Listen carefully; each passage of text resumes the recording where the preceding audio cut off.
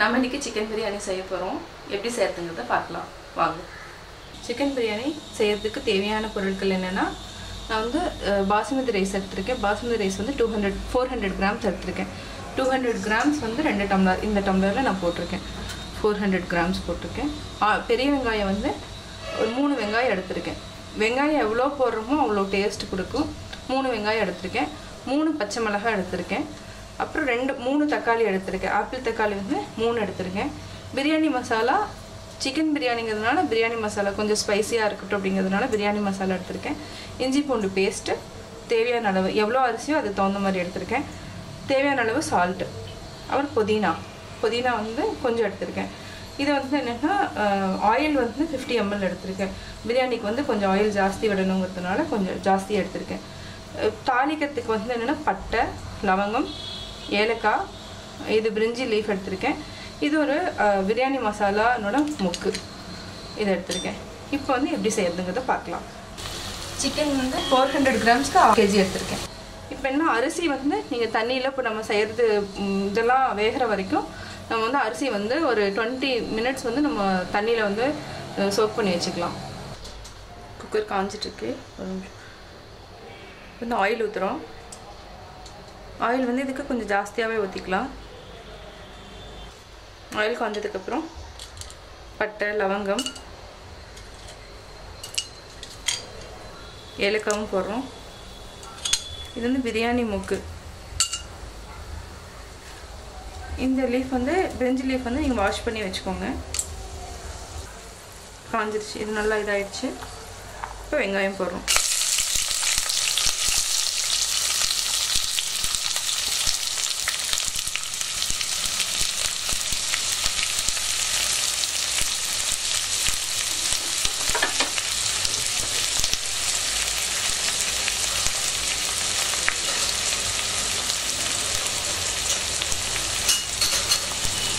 வெங்காயம் வந்து நல்லா வதக்கணும்.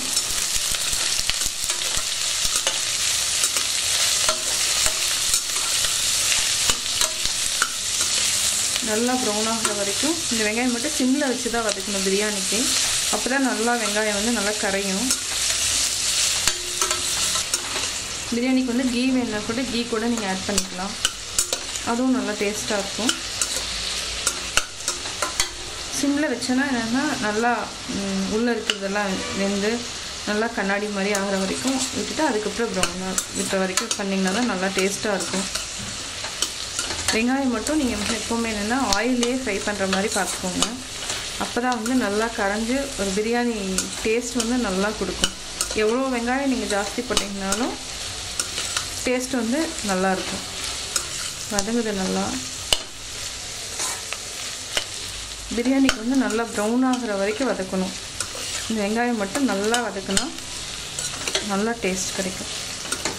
இப்போ நான் கொஞ்சம் ஹை ஃப்ளேமில் வச்சுட்டேன். ஏன்னா வெங்காயம் உள்ளெல்லாம் வெந்துடுச்சு. அதனால ஓரளவுக்கு நல்லா ப்ரௌனாக ஆரம்பிச்சிருச்சு. வந்து நம்ம தக்காளி போடலாம்.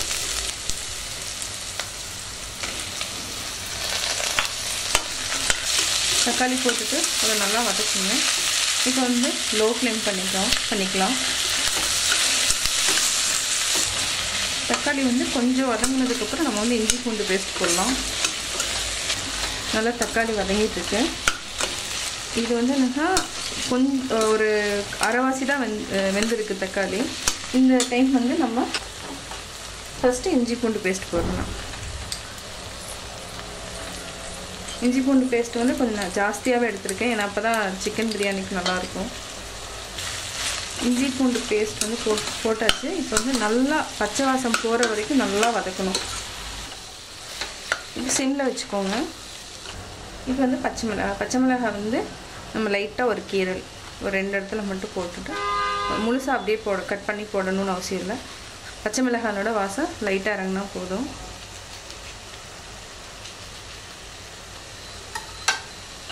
மூணு போட்டிருக்கேன். ஒரு சிலர் வந்து மஞ்சத்தூள் போடுவாங்க. மஞ்சத்தூள் போட்டும் நீங்கள் செய்யலாம்.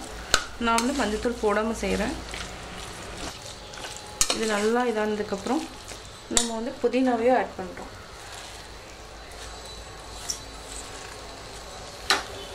புதினா வந்து என்னென்னா பிரியாணிக்கு வந்து நல்லா டேஸ்ட்டாகவும் டேஸ்ட்டு கொடுக்கும்.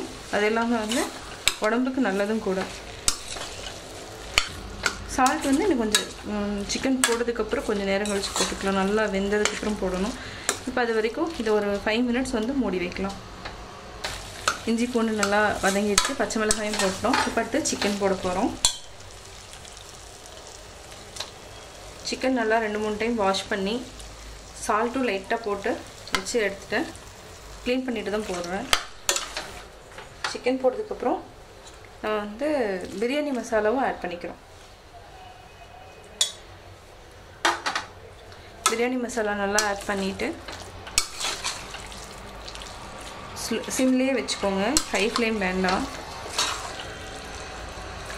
சிக்கன் பிரியாணி வந்து சிக்கன் வந்து நல்லா வெந்து ஆயில் வந்து மேலே வர வரைக்கும் நம்ம சிம்மில் வச்சுட்டா தான் நல்லா வேகும்.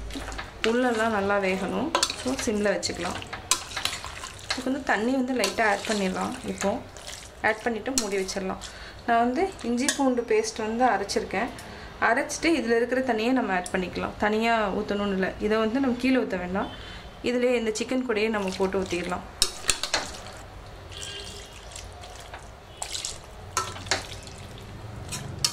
வந்து ஒரு 10 மினிட்ஸ் வந்து நல்லா மூடி வச்சுருங்க. ஆயில் வந்து நல்லா மேலே வரணும். அதுக்கப்புறம் நம்ம தண்ணி வந்து ஊற்றிக்கலாம். எவ்வளோ மெஷர் பண்ணி அதில் ஊற்றிட்டு கொதிக்க வைக்கணும். அது வரைக்கும் இப்போ சிம்மில் இருக்கட்டும். இப்போ நல்லா வெந்துருச்சு, சிக்கன் வெந்துருச்சு. நம்ம அந்த தண்ணியும் லைட்டாக ஊற்றுனதுனால நல்லா தண்ணி விட்டுருக்கு. ஸோ தண்ணி வந்து நம்ம கம்மியாக ஊற்றிக்கணும். ஏன்னா பாசுமதி ரைஸுங்கிறதுனால குழஞ்சி போயிடும் நல்லா. இப்போ வந்து உப்பு வந்து போட்டுக்கலாம். நம்ம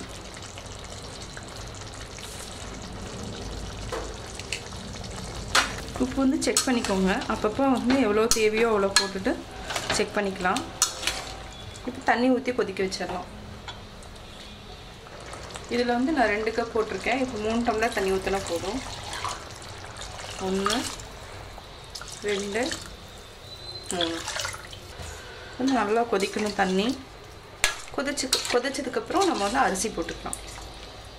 இப்போ வந்து ஹை ஃப்ளேமில் வச்சு நல்லா கொதிக்கணும் தண்ணி. இதுக்கிடையில் சால்ட் வந்து நீங்கள் செக் பண்ணிக்கோங்க. அதுக்கப்புறம் தேவைன்னா நீங்கள் பார்த்து போட்டுக்கலாம். ஏன்னா அரிசி போட்டதுக்கப்புறம் கொஞ்சம் போட்டுக்கலாம். முன்னாடியே செக் பண்ணிக்கோங்க. இப்போ வந்து மூடி வச்சிடலாம். நல்லா கொதிக்கட்டும். நல்லா கொதிச்சிருச்சு. இப்போ வந்து எனக்கு கொஞ்சம் சால்ட் ஆட் பண்ணிக்கலாம். பத்தாது.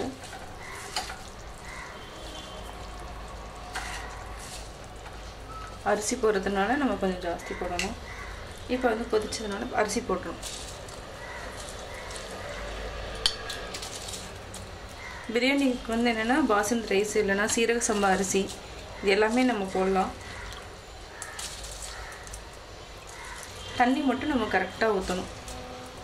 இடையில கிளறி விட்டுக்கோங்க. நல்லா தண்ணி நிறையா ஊற்றணுன்னா அது வந்து நல்லா கீரை ஃபுல்லாக குழஞ்சிரும், இல்லைன்னா அடி பிடிச்சிக்கும். 2 விசில் வந்து விட்டுடலாம். நம்ம செக் பண்ணிக்கோங்க. சால்ட் இருக்கா என்னன்னு செக் பண்ணிவிட்டு